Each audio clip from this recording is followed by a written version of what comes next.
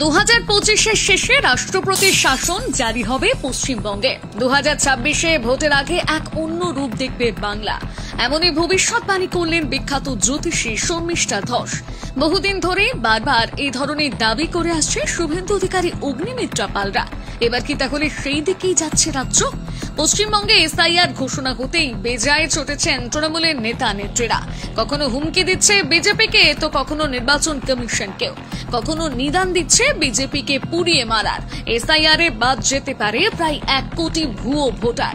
যদি তা হয় তবে শুধু পায়ের তলার মাটি নয়, গদিও হাতছাড়া হতে পারে তৃণমূল সরকারের। আর তার আঁচড়ে হয়তো পেয়েছেন তৃণমূলের নেতা নেত্রীরা, তাই তারা বারবার দিয়ে যাচ্ছেন হুমকি। তাহলে কি সত্যিই এক বড় হিংসার মুখে ঢলে পড়ছে বাংলা? 2021-এর মতন কি ফের বাংলায় জ্বলবে আগুন, ফাটবে বোমা? সত্যি কি জারি হবে রাষ্ট্রপতির শাসন? কোন অঙ্কে ঘুরবে পশ্চিমবঙ্গের খেলা?